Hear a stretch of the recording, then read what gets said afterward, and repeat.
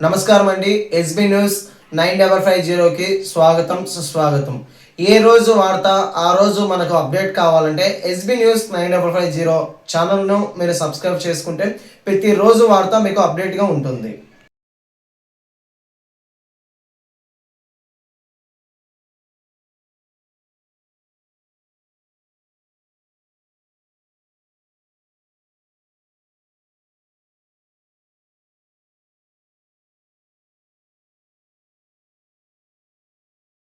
ముఖ్యంగా ఆయన వేసిన ఆ ఫ్లెక్సీలో ఏదో మా అమ్మ ఇంటికి మేము దాదాపుగా 10 సంవత్సరాల నుంచి ఇంటి పన్ను బాకీ ఉన్నారు, కట్టడం లేదు, లక్షా చిల్లర అని చెప్పేసి దాంట్లో వేయడం జరిగింది. లక్షా చిల్లర కట్టడం అనేది నాకేం పెద్ద విషయం కాదు, ఎందుకంటే అది పెద్ద అమౌంట్ కాదు. కట్టకూడదన్న ఆలోచన లేదు. అది ఎప్పటికైనా సరే ఒకవేళ కట్టకున్నంత మాత్రాన అది చెరిగిపోయే పరిస్థితి, జీవితాంతంలో ఎప్పటికైనా అది కట్టాల్సిన పరిస్థితి ఉన్నది.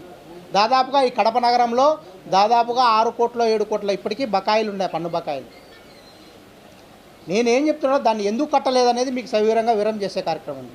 గడిచిన 2 సంవత్సరాల్లో ఎవరైతే ఈ ఏడిపి సర్వే అని చెప్పేసి ఒకటి సర్వే స్టార్ట్ చేసి దాదాపుగా ఈ కడప నగరంలో 20,000 ఇండ్లకు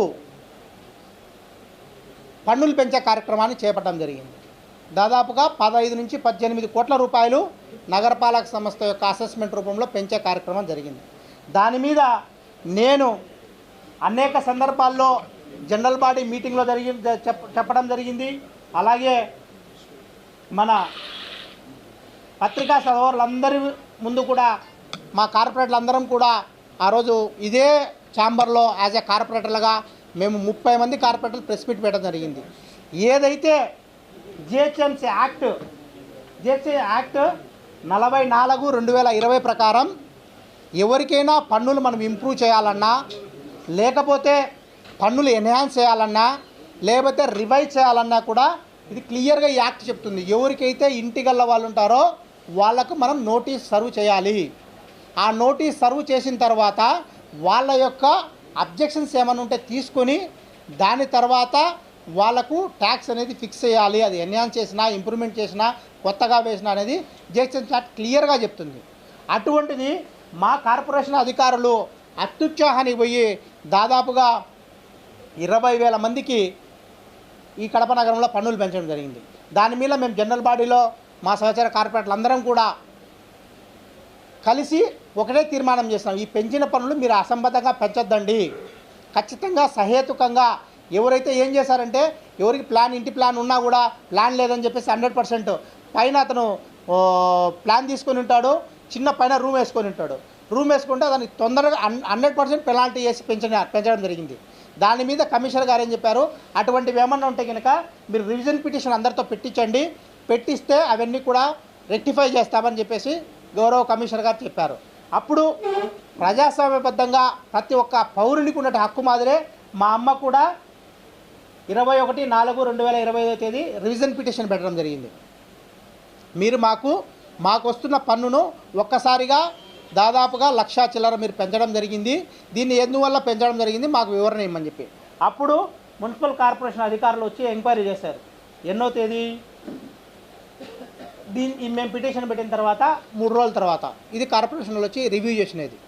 మీ ఇంటి ప్లాను అవన్నీ మీ లేని వల్ల మేము 100% పెనాల్టీ వేసామని చెప్పారు.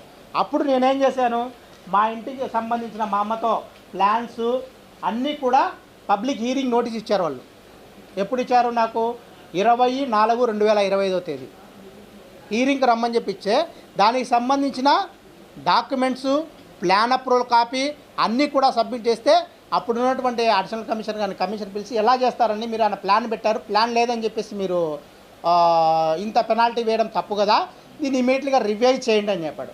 అది రివైజ్ చేస్తామని చెప్పేసి గతంలో నాకు వస్తున్న 12,229 రూపాయలు వచ్చే పన్నును వాళ్ళు 60,000 రూపాయలు వేయడం జరిగింది.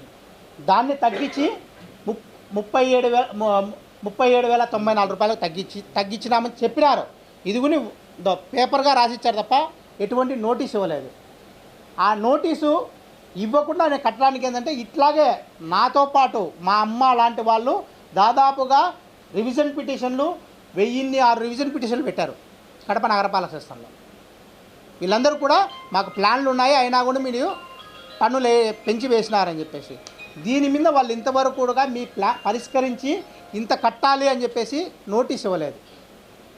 నేను ప్రజలందరి తరపున కూడా ఇప్పుడు కూడా నేను విజ్ఞప్తి చేస్తే కమిషనర్ కానీ వాళ్ళకు కూడా ఎవరైతే మీరు రివిజన్ పిటిషన్ వేసింటారో నాతో పాటు వాళ్ళందరికీ కూడా మీరు ఏ హేతుబద్ధంగా మీరు వేశారో దానికి సంబంధించిన ఫైనల్ నోటీస్ ఇస్తే ఖచ్చితంగా చెల్లిస్తారు. లేదా దాంట్లో తప్పప్పులు ఉంటాయి కనుక యాజ్ ఏ మన పౌరులకు ఉన్న హక్కుల ప్రకారము దాని ప్రకారం వాళ్ళు కోర్టుకు వేయడమో, కొంతమంది కోర్టుకు కూడా వేయడం జరిగింది. ఇదే కోర్టులో దాదాపుగా 112 పిటిషన్లు వేయడం జరిగింది. అట్లా నేను చెప్పేది ఏంటంటే ఏదో వ్యక్తిగతంగా మనిషిని డ్యామేజ్ చేయాలా, మా అమ్మ పేరుతో ఉన్న ఇంటి ఫోటో వేసి వాళ్ళు వేయడం అనేది వాళ్ళకి నిజంగా వాళ్ళ టైం వేస్ట్ చర్యలు తీసుకుంటున్నారు. ఏదన్నా దాంట్లో వేసే కార్యక్రమం ఉంటే నేను చేసిన ఏదన్నా ఇప్పుడు 3 టర్మ్లో నేను కార్పొరేటర్గా ఉన్నా, ఎప్పుడు కూడా ప్రజా సమస్యల మీద మాట్లాడే తప్ప ఎప్పుడు కూడా వ్యక్తిగత దాని మీద చేసే పరిస్థితి లేదు. నేను ఈరోజు మేయర్గా కూర్చున్న వెంటనే వాళ్ళ యొక్క మనసులో ఉన్న ఆక్రోశాన్ని ఒక సామాన్య కార్యకర్త ఈరోజు మేయర్ పీఠంలో కూర్చున్నాడని వాళ్ళు తట్టుకోలేక నా మీద వ్యక్తిగత కక్షతో ఇది చేయడం జరిగిందని చెప్పేసి పత్రికా సోదరులందరికీ నేను తెలియజేస్తున్నాను. ప్రజలకు కూడా విజ్ఞప్తి చేస్తున్నాను.